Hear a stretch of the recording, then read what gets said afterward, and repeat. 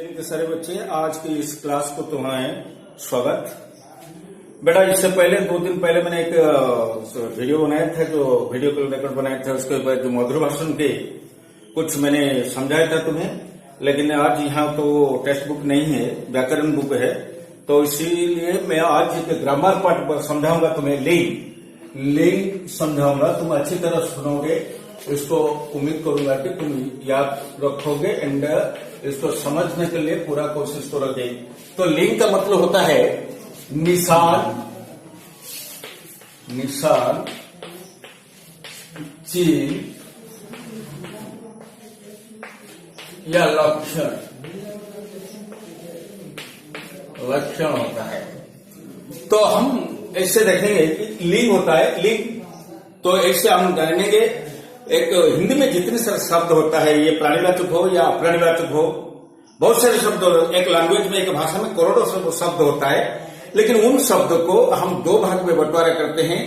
तो ये पुरुष और स्त्री, ये जो पुरुष जाति को पहचान करने के लिए या स्त्री जाति को पहचानने के लिए हमको लिंग का सहायता लेना पड़ता है, लिंग को जानना पड़ता है। लिंग अगर हम नहीं जानेंगे तो हम कौन सा शब्द पुल्लिंग होता है, कौन सा शब्द स्त्रीलिंग होता है, हमको ये जानकारी नहीं मिलेगा। पुरुष या स्त्री के पहचान उसके लिंग से होती है। तो लिंग का अर्थ होते है चिन्ह, लक्षण या निशान। पुरुष जाति प्राणी को पुल्लिंग और स्त्री जाति प्राणी को स्त्रीलिंग कहा जाता है। हम जानते हैं कि हिंदी में प्रत्येक संज्ञा शब्द या तो पुल्लिंग में होता है या स्त्रीलिंग में होता है। मैंने कहा ना, जितने सारे संज्ञा शब्द होता है, ये हो सकता है पुल्लिंग हो सकता है, नहीं तो स्त्रीलिंग हो सकता है। एक होता है पुल्लिंग, तो एक होता है पुल्लिंग हो सकता है, पुल्लिंग होता है, नहीं तो 2 होता है, और स्त्रीलिंग होता है, स्त्रीलिंग होता है।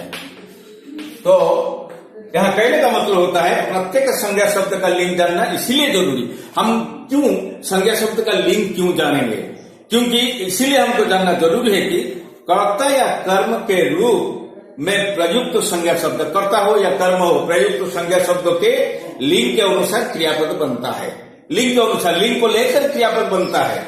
जैसे राम जाता है, एक होता है राम जाता है, राम जाता है,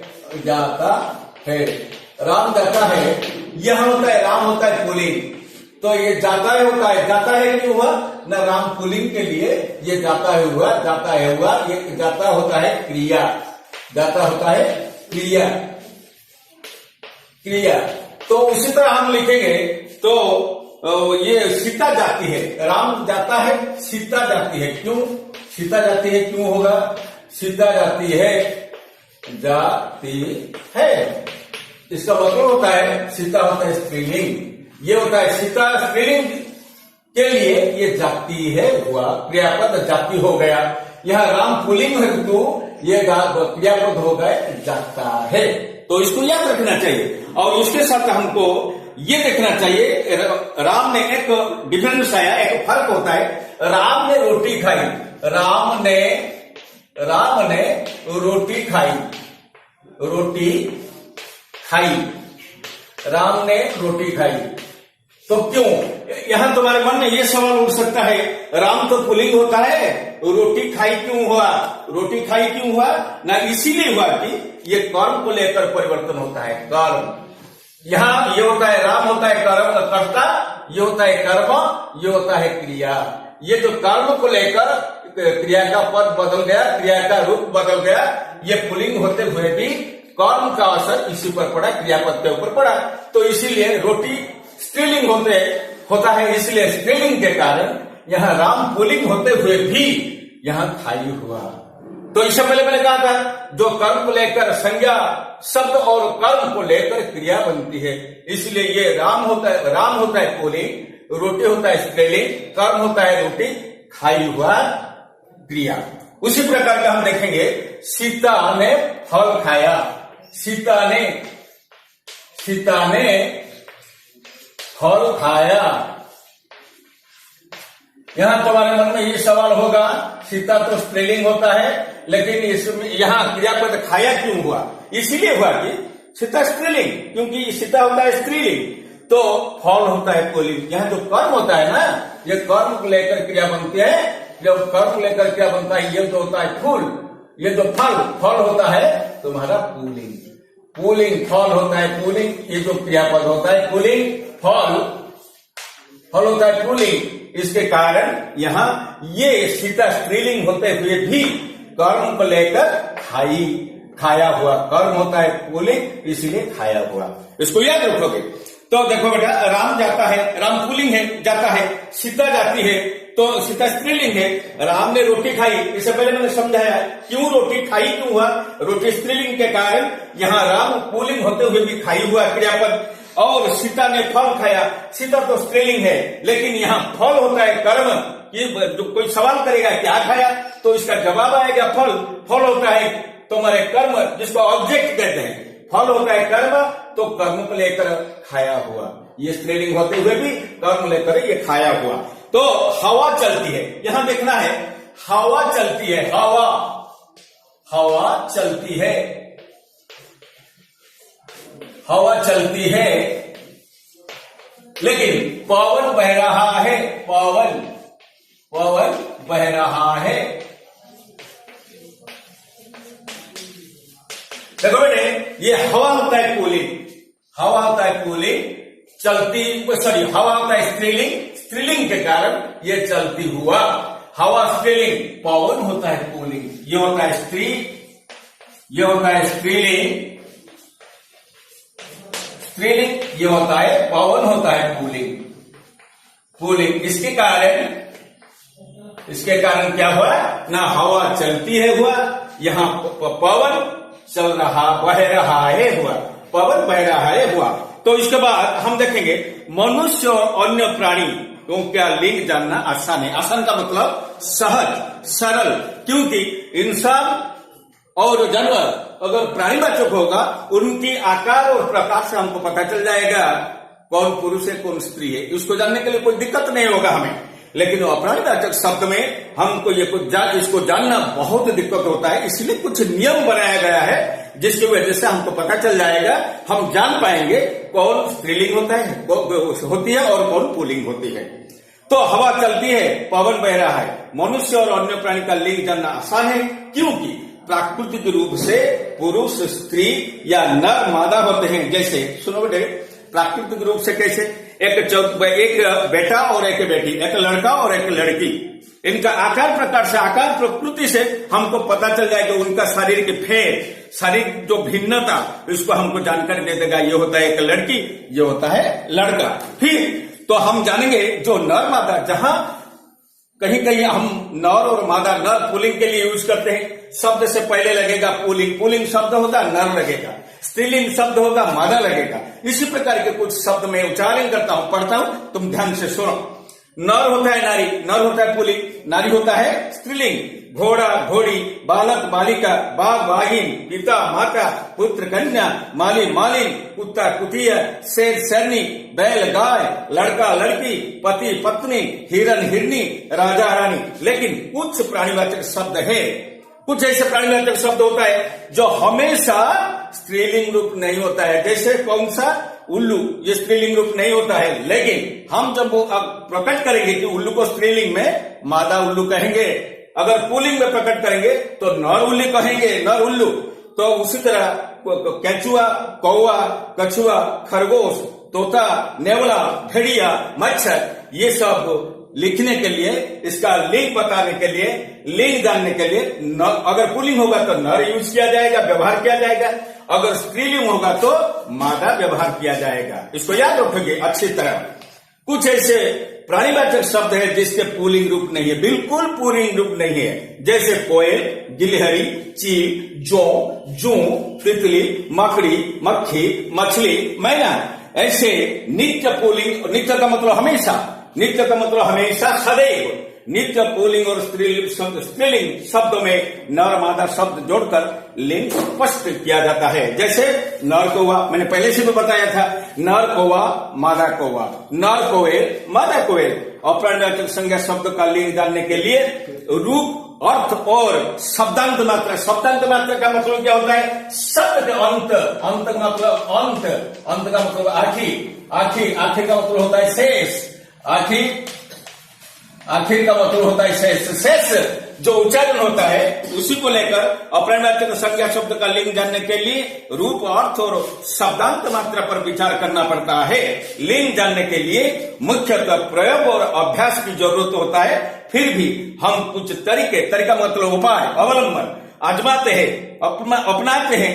ये है क्या ना, शब्द के बहुवचन रूप में हमको बहुवचन रूप बनाने से हमको पता चल जाएगा कौन सा पुल्लिंग है कौन सा स्त्रीलिंग है। शब्द एक वचन में है उसको बहुवचन बनाएंगे तो इससे पता चल जाएगा ये कौन सा शब्द है, पुल्लिंग शब्द या स्त्रीलिंग शब्द। और अर्थ के आधार पर लिंग निर्णय, शब्द का अर्थ क्या होता है उसके आधार पर लिंग निर्णय होता है। शब्दांत स्वर मतलब एक शब्द हमने उच्चारण किया, ये शब्द उच्चारण करने के कारण जो इसका आखिरी जो स्वर होता है, आवाज होता है, राइमिंग वर्ड्स होता है, जो आवाज होता है, उसको लेकर भी हम लिंग को पहचान पाएंगे। तो देखो बहुवचन रूप के आधार पर लिंग निर्णय, बहुवचन रूप के।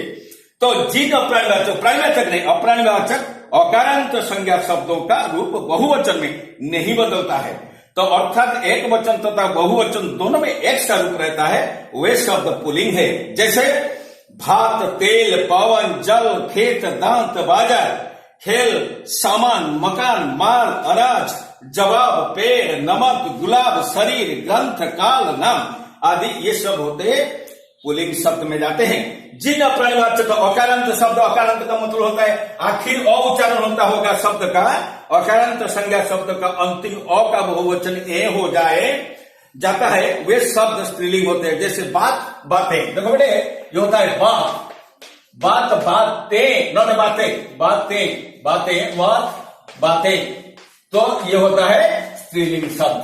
लात, लाते ये होता है स्त्रीलिंग शब्द। लड़का, लड़के अकारांत ये होता है अकारांत। लड़का आकारांत एकारांत हो जाने से भी लिंग परिवर्तन हो जाता है, पुल्लिंग स्त्रीलिंग हो जाता है। देखिए उसी तरह बात, बातें, ईट, ईटे, रात, राते, राह, राहें, सड़क, सड़के, लाश, लाशे, नस, नसे, ईख, ईखे, दाल, दाले, आदत, आदतें, आदत का मतलब होता है अभ्यास। और इमारत, इमारतें, लात, लातें, दाल, दाले, दुकान, दुकानें, फसल, कोशिश, सांस, किताब, पुस्तक, कीमत, सरकार, सुबह, तस्वीर, आफत, कमर, मूछ, कमीज, झील, मैच, चीज, बंदूक आदि ये सब स्त्रीलिंग होते हैं। ये सब होता है स्त्रीलिंग। Then will go to 3, point number 3। तो उसको हम देखेंगे क्या कहता है। तो 3 में होता है जिन अप्राणवाचक, प्राणवाचक नहीं, जिन अप्राणवाचक का आकारांत संज्ञा शब्द का अंतिम आ बहुवचन में ए हो जाए वे शब्द पुल्लिंग है। जैसे माला आकारांत शब्द होगा, ये कहते हैं अप्राणवाचक आकारांत संज्ञा शब्द का अंतिम आ बहुवचन में ओ हो जाए वे शब्द पुल्लिंग है। जैसे माला, माले, ताला, ताले, कपड़ा, कपड़े, मसला, मसले, कचरा, कचरे, अंगूठा, अंगूठे, कांटा, कांटे, कांटा, कांटे, कांटे का मतलब नुकीला कांटा होता है बेटा। तो शीशा, शीशे, चना, चने, कमरा, कमरे, लोटा, लोटे, छाता, छाते, रास्ता, रास्ते, पर्दा, पर्दे, जूता, जूते, कुर्ता, कुर्ते, पराठा, पराठे, चौराहा, चौराहे, दरवाजा, दरवाजे, ये बहुवचन का रूप ये होता है दरवाजा, दरवाजे, ये होता है सब बहुवचन में जो होता है ये सब पुल्लिंग शब्द होते हैं। तो नंबर 4 होता है जिन अप्राणवाचक को आकारांत संज्ञा शब्द आखिर उच्चारण आ होगा। शब्द हम एक शब्द है जिसका हम उच्चारण करते वक्त आखिर उच्चारण होता है आ, तो ये शब्द बहुवचन में ए जुड़ता है, वे शब्द स्त्रीलिंग है। जैसे आशा, तो देखो बेटे आशा, आशाएं, आशा, आशा इसको हम बनाएंगे तो क्या होगा ना आशाएं। आज आ उच्चारण होता है, आखिर अंतिम उच्चारण आ होता है, इसलिए ए हो जाएगा, आ के साथ ए जोड़ जाएगा आशाएं, आशाएं, माला, मालाएं। तो उसी प्रकार को होता है क्रिया, क्रियाएं, संख्या, संख्याएं, इच्छा, इच्छाएं, योजना, योजनाएं, दिशा, दिशाएं, विद्या, विद्याएं, सूचना, परीक्षा, परीक्षाएं, कविता, भाषा, क्रिया, संख्या, रचना, सजा, सजा का मतलब शास्ति, पनिशमेंट जिसको कहा जाता है, दवा और घटना आदि, घटनाएं बहुवचन में घटनाएं होता है, ये होता है स्त्रीलिंग शब्द हो जाता है। तो फिर हम कहते हैं जिन अप्राणवाचक हर्षई और दीर्घईकारांत संज्ञा शब्दों के रूप बहुवचन में नहीं बदलते वे शब्द पुल्लिंग है। जैसे गिरी बहुवचन में बदल गया, ये नहीं बदलेगा, गिरी गिरी रहेगा, अतिथि अतिथि रहेगा, मोती मोती, पानी पानी। तो जलधि जलधि, जलधि का मतलब होता है मेघ, तो घाटा, ये सब होता है। जलधि का मतलब जी का मतलब होता है मन, और घी का मतलब तो जो दूध से बनाया जाता है घी, इसको तुम जानते हो। तो फिर हम देखेंगे नंबर 6 का जो एग्जाम्पल दिया है, जिन अप्राणीवाचक हर्षई दीर्घईकारांत संज्ञा शब्दों की अंतिम हर्षई दीर्घई बहुवचन में या हो जाती है, वे शब्द स्त्रीलिंग है। अंतिम शब्द हर्षई हो या फिर दीर्घई हो, एक केवल हर्षई नहीं कि केवल दीर्घई नहीं, दोनों इधर हर्षई और दीर्घई ये हो, तो उसके बाद हम क्या करते हैं, या जोड़ते हैं। तो यहां जोड़ देने से ये होता है बहुवचन, यहां जोड़ देने से ये स्त्रीलिंग रूप हो जाता है। जैसे नदी नदियां, नदी नदियां, तिथि तिथियां, बत्ती बत्तियां, तो ऐसे लड़की लड़कियां, तो नदी होता है। देखो बेटे, हर्षई दीर्घई कहा, मैंने लिखा नदी, ये होता है दीर्घई का अंत, नदियां। हाँ, इसको याद रखोगे बेटे, जब हम नदियां लिखेंगे बहुवचन हो जाएगा। कभी भी गलती से ये गलती नहीं करना, उसी को बढ़ाई देकर ज्ञान जोड़ोगे नहीं, उसी समय क्या होगा, न द छोटाई या, ये होता है एक वचन बहुवचन। जैसे लड़की लड़की लड़की, दीर्घई कारांत शब्द लड़कियां, लड़की लड़कियां, कैसे हुआ ना, दीर्घई कारांत बहुवचन में हर्षई कारांत हो जाता है, लड़कियां। ओके, तो नेक्स्ट होता है, इसी तरह कई शब्द दिए हैं, हम देखेंगे। नदी नदियां, मक्खी मक्खियां, चुड़ी चुड़ियां, जाति जातियां, तिथि, एक जो हर्षई कारांत तिथि होता है, हर्षई कारांत शब्द तिथि होता है। ये दोनों में क्या ना, हर्षई कारांत, हर्षई लगा है मात्रा, तो वो भी हो जाएगा तिथि तिथियां, तिथियां। ऐसे हमको प्रमाण मिल गया, हमको ये मिल गया, शब्द मिल गया, जो हर्षई दीर्घई कारांत हो या हर्षई कारांत हो, ये अगर आखिर उच्चारण होगा तो यहां जोड़ देने से ये बहुवचन हो जाएगा। ये सारे होते हैं स्त्रीलिंग शब्द। रोटी रोटियां, जलेबी जलेबियां, पकौड़ी पकौड़ियां, उंगली उंगलियां, टोपी टोपियां, बीमारी बीमारियां, चपाती चपातियां, सब्जी सब्जियां। नंबर 7 होता है, जिन हर्षो दीर्घोकारांत, आखिर उच्चारण हर्षो होगा, नहीं तो दीर्घ होगा। हर्षो दीर्घोकारांत शब्द संज्ञा शब्द का रूप बहुवचन में नहीं बदलता। हर्षो होता है, दीर्घ होता है, लेकिन बहुवचन में नहीं बदलता, जैसे तैसे रहता है। एक वचन और बहुवचन में जैसे तैसे रहता है, वे शब्द भी लिंग में है। जैसे वो शब्द ऋतु ऋतु ऋतु, वस्तु, झाड़ू, लू, गौ। तो जिन हर्षो और दीर्घोकारांत संज्ञा शब्द का रूप बहुवचन में नहीं बदलता, वे शब्द पुल्लिंग होते हैं। जैसे शिशु, तो बहुवचन में वही शिशु रहेगा, लड्डू वही लड्डू रहेगा, आलू आलू उसी तरह रहेगा एक वचन बहुवचन में, रेडियो एक वचन बहुवचन में एक जैसा रहेगा। तो ये होता है, ये शब्द होता है संज्ञा शब्द का रूप नहीं होता है, ये शब्द पुल्लिंग शब्द होते हैं इन सारे शब्द। तो नंबर 8 तो होता है, जिन हर्षो दीर्घो ओकार, हर्षो दीर्घो और ओकार, तो संज्ञा शब्द के बहुवचन में ये हो जाता है, वे शब्द स्त्रीलिंग में है। जैसे ऋतु ऋतुएं, कभी कभी इस वाक्य में हम जब प्रयोग करते हैं, ऋतुओं भी होता है, लड़कों भी होता है, ऋतुएं। तो फिर होता है क्या, वस्तु वस्तुएं, झाड़ू झाड़ुएं, लू लूएं, गौ गौएं। गौ तो उकार लिया गया, तो एक 3 एग्जाम्पल अगर हम लेंगे, ऋतु 3 एग्जाम्पल लेंगे, तो ऋतु ऋतुएं, हर्षोकारांत ऋतु ऋतु ऋतुएं। दीर्घकारांत में एक लेंगे, दीर्घकारांत होता है झाड़ू, दीर्घकारांत होता है झाड़ू झाड़ू, तो झाड़ुएं, झाड़ू। यहाँ एक इसको भी देखना चाहिए, झाड़ुएं जब होगा ये बड़ा वो छोटा वो हो जाएगा, झाड़ुएं झाड़ुएं, बड़ा वो छोटा हो जाएगा, वो हो जाएगा छोटा वो। गौ, औकार ने कहा ना, गौ गौ गौ गौए